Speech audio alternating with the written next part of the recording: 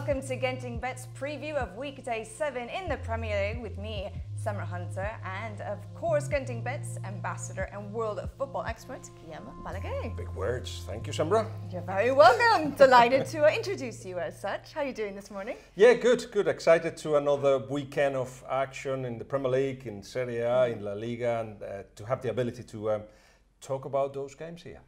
Absolutely, very exciting indeed. We have 3 games that Guillem has chosen for us to discuss today. Just to quickly tell you what they are, it's going to be Wolves versus Watford, Everton against Man City, and Chelsea against Brighton. So why don't we start off with the 2 W's, Wolves versus Watford. An interesting one because you've chosen Wolves to win this one, even though they haven't won a game yet so far. This could be the first one. It's against Watford, and I know Watford will react to what happened against Manchester City, an 8-0 defeat that hurts for many, many reasons.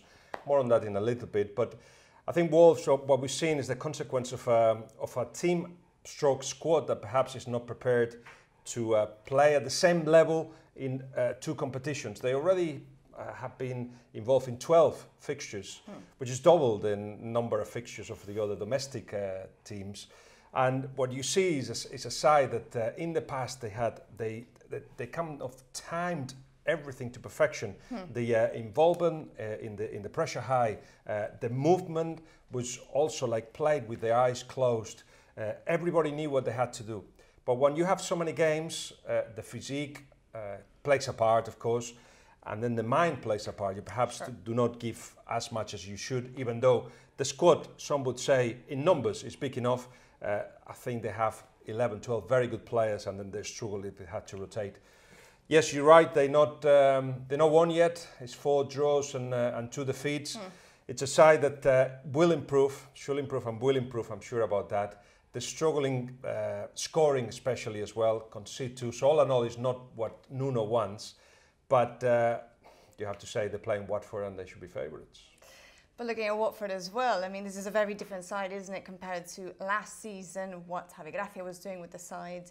A lot has changed under Quique Sanchez-Flores, hasn't it? Well, what's changed is the leader, first of all. And I think sometimes when that happens, there's a little bit of confusion time. They reacted very, very well when they played against Arsenal. They could have beaten Arsenal, actually, in the first game of Quique Sanchez-Flores in charge. But Manchester City came in, and to be honest, it's not you cannot judge a team after they played Manchester City, because a lot of the time I feel that rivals go into the pitch thinking, right, we lost.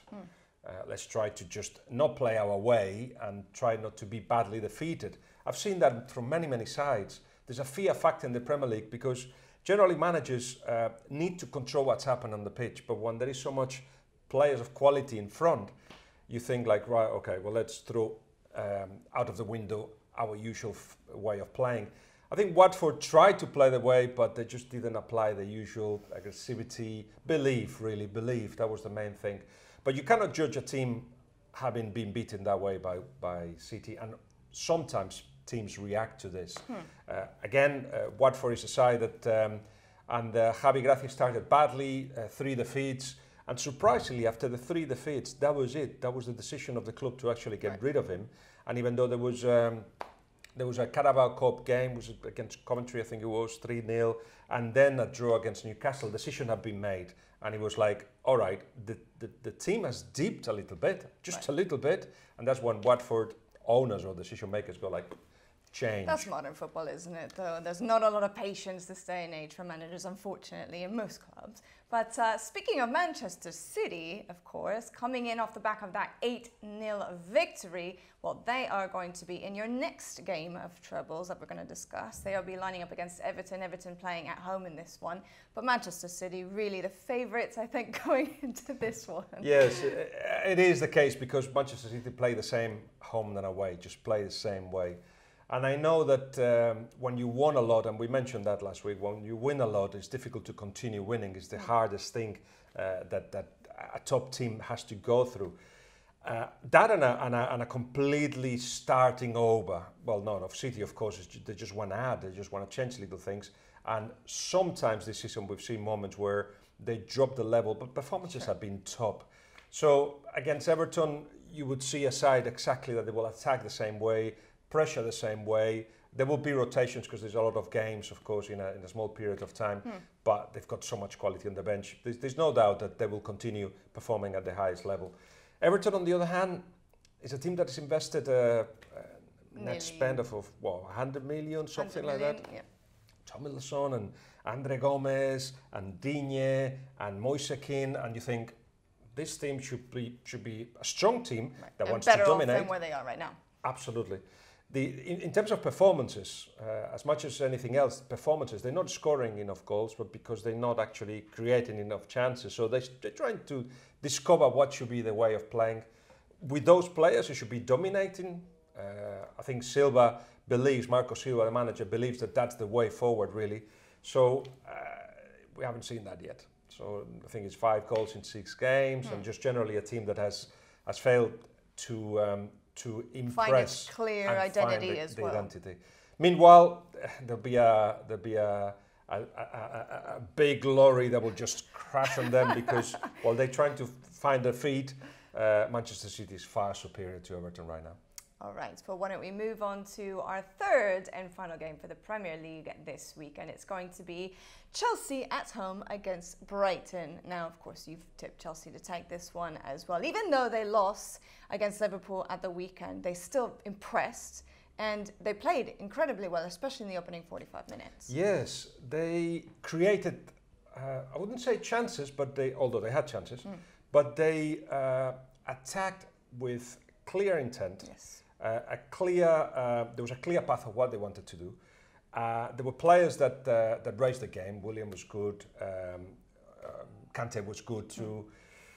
And it's just what happens in the last third what makes the difference at the top, of course. And Tammy Abraham has been scoring for fun, and people would expect more of that from him. He's still a player that's developing. He hasn't reached his potential. So Chelsea are very well organised. They know how to recover the ball and they got a lot of information in their heads, the players, when they get into the pitch. I was at Cobham at the training ground this week, and I heard Lampard dealing with the media, but also explaining things like that there is a lot of information that they don't have a lot of time to prepare things, because it was the Valencia game. They lost, of course, and then they had only 1 or 2 days to prepare the game against Liverpool. But what they prepared against Liverpool, they put on practice. So this is a team that's absorbing information and puts it in practice. But then, of course, the thing that makes you good to very good is the individual quality. Yes. They don't have a Hazard, and they're just waiting for more goals to come from all over the pitch. So, but right now they are better than most sides in the Premier League. Interestingly enough, there's a lot of good press for Frank Lampard, that it should be that, because of course... Which was what I was going to say. One of the nicest things about Chelsea in the general vibe around the club this season is the fact that there's so much patience with him, with the team, with the players. They're young players, they're inexperienced. But I think you pointed out before we started filming today that they're 8 points worse off than where they were last season. And even still, there's so much positivity and patience for them. Which is good. Which is good. It's also down to the fact that Frank Lampard is the manager. Of course. So they are going to give him, he's got so much credit because he was a player and a legend, but also he's trying to do things in a different way, in a style that people will enjoy. But it's interesting how, if this had been Sarri, 8 points of the pace of last season, it'd be a very different story. Would have been a completely different story. But fair enough, Frank Lampard deserves the time. He's changing things. He's had to deal with young players. He's had injuries as well. Soon cross paths with Hudson-Odoi, who looks like he's going to be back into the reckoning very, very soon. And of course, Loftus-Cheek as well is a long-term injury, but will come back. Kante is back too. So generally, you've got a side that is coming back to make every single place on the first 11 competitive again, and all that will help. But I just feel that they still have got something missing, and perhaps it will suffer if they continue. Of course, they run in the Champions League. They are in the group stage. Lost the first game.